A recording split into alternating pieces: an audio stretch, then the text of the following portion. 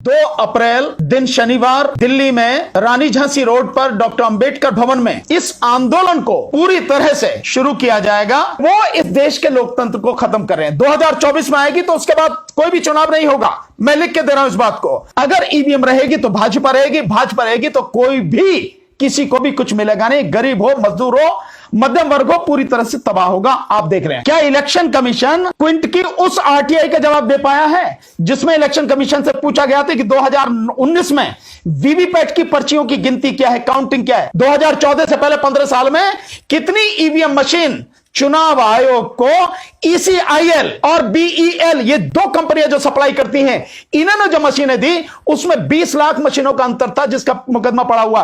कहां गई वो 20 लाख मशीनें? तो वही वो 20 लाख मशीनें हैं जो बदलने के लिए इस्तेमाल की जाती हैं। और धीरे धीरे आने वाले समय में जब इस देश का संविधान खत्म होगा तो सबसे पहले खत्म होगी इस देश की न्यायपालिका, तो फिर इस देश की अदालत, ये सुप्रीम कोर्ट, ये हाई कोर्ट, ये नीचे की कोर्ट, कोई कोर्ट नहीं रहेगी। और फिर ये कोट पहनने वाले जो काले कोट वाले हैं वकील, इनकी वकालत भी खुंटी पर टंग जाएगी। देश के कोने कोने से लगातार लोग जुड़ रहे हैं और मुझे विश्वास है कि जो हमने कॉल दी है 2 अप्रैल दिन शनिवार दिल्ली में रानी झांसी रोड पर डॉक्टर अंबेडकर भवन में 11 बजे से 3 बजे तक के लिए जो देश भर के साथियों को बुलाकर उस आंदोलन पर चर्चा करके उस दिन इस आंदोलन को पूरी तरह से शुरू किया जाएगा, वो आप सबकी बदौलत बहुत मजबूती के साथ लोगों में पहुंच रहा है। आज साथियों जो हमने बुलाया है आपको, ये उत्तर प्रदेश सरकार शपथ ले रही है। ये आज का दिन न केवल भारत के राजनीतिक इतिहास में बल्कि उत्तर प्रदेश के राजनीतिक इतिहास में बहुत ही घोर काले दिन के रूप में दर्ज होगा। आज वो सरकार शपथ लेने जा रही है जिसको उत्तर प्रदेश की जनता का मत हासिल नहीं है। उत्तर प्रदेश की जनता ने उसे वोट नहीं दिया। आज वो सरकार शपथ लेने जा रही है जिसे इस देश के चुनाव आयोग ने बेईमानी करके ईवीएम में बड़े पैमाने पर घोटाला करके सत्ता में बिठाया है। और वो सरकार शपथ लेने जा रही है जो शासन प्रशासन की गुंडागर्दी के दम पर अपनी हारी हुई सीटों को जबरदस्ती जिताकर सरकार बनाई जा रही है। वो सरकार आज शपथ लेने जा रही है और मैं पूरे विश्वास के साथ कह सकता हूं कि देश के बल्कि उत्तर प्रदेश के आज के बाद में और भी बुरे दिन ये प्रदेश की जनता आने वाले समय में देखेगी। जो कुछ 5 साल में आपने देखा है किस तरह से प्रदेश की जनता की दुर्गति हुई, उस पर अन्याय और अत्याचार हुआ, वो आने वाले समय में आप और बुरी स्थिति में आप देखेंगे।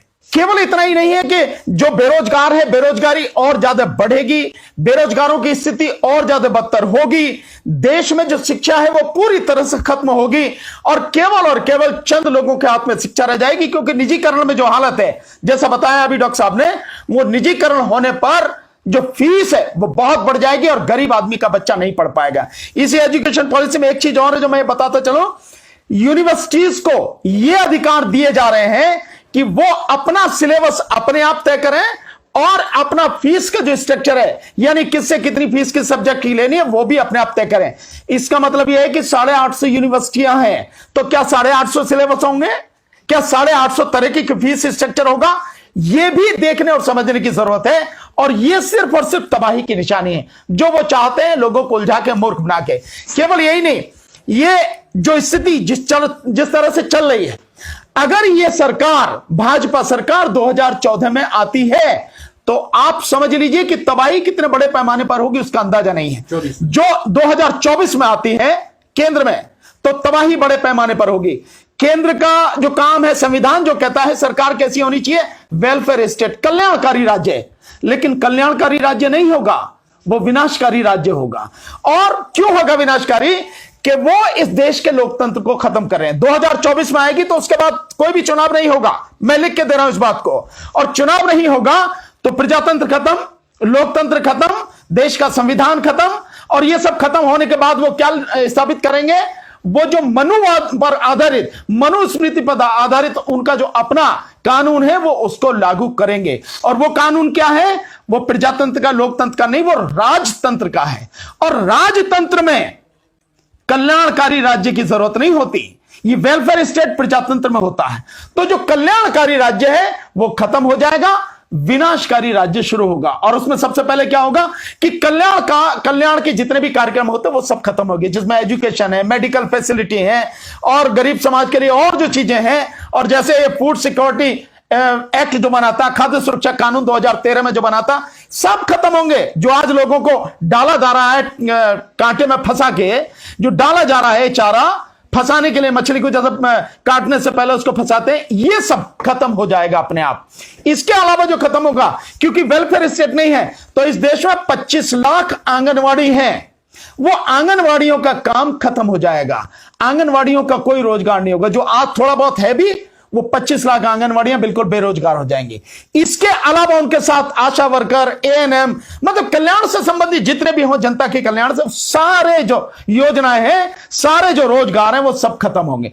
और इसके अलावा अभी एक सुप्रीम कोर्ट से फैसला आया है, जो फैसला था कि जो भूतपूर्व सैनिक हैं उनका 1 रैंक 1 पेंशन का था। मोदी जिस समय जब आए थे तो रेवाड़ी में बड़ी जबरदस्त मीटिंग हुई थी सैनिकों की, उसमें बड़ा उन्होंने वादा किया था कि 1 रैंक 1 पेंशन।